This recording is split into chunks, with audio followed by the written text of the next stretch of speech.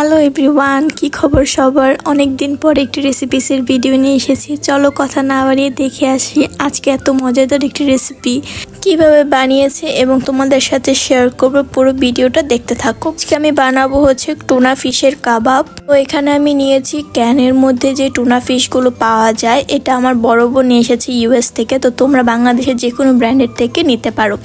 তো এটা আমি ভালো করে ওয়াশ করে নেব।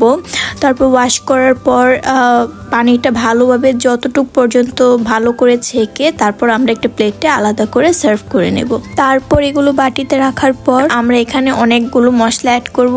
আমি এখানে 2টা মিডিয়াম সাইজের আলু সিদ্ধ করে দিয়ে দিয়েছি। তারপর এখানে আমি আদা রসুন বাটা ও জিরা বাটা দিয়েছি, পেঁয়াজ কুচি, কাঁচামরিচ কুচি ও ধনেপাতা কুচি দিয়েছি। এখন আমি মশলার মধ্যে আমি গোলমরিচের গুঁড়া, লাল মরিচের গুঁড়া, সামান্য লবণ এবং ভালো করে মিক্সড করে নিব যাতে পুরোটা একদম ভালো করে মিশে যায়। তো এখানে আমার ভালো করে মিক্স করা হয়ে গেছে। তারপর আমি এখান থেকে কিছু অংশ নিয়ে গোল গোল করে কাবাবের সাইজে করে নেব। তোমরা চাইলে তোমাদের যে কোনো পছন্দের শেপ দিয়ে দিতে পারো। আমি যেহেতু টুনা ফিশের কাবাব বানাচ্ছি তো কাবাবের শেপটা দিয়ে দিয়েছি। তারপর এখানে আমি ব্রেড ক্রাম্বস দিয়ে তৈরি করব। তোমরা চাইলে ডাইরেক্টও তৈরি করে নিতে পারো, কারণ আমার কাছে মনে হয় কাবাব জিনিসটা একটু ব্রেড ক্রাম্বস দিয়ে তৈরি করলে বেশি খেতে মজা লাগে। তারপর আমি ডিমে ডুবিয়ে ব্রেড ক্রাম্বস দিয়ে সবগুলো কমপ্লিট করে ফেলছি। এখন আমি ফ্রাই করে নেব। আমি ফ্রাই প্যানের মধ্যে অল্প তেল দিয়ে কাবাবগুলো দিয়ে দিয়েছি।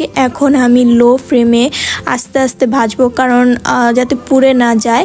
তো এখানে আমার সবগুলো কাবাব একদম রেডি।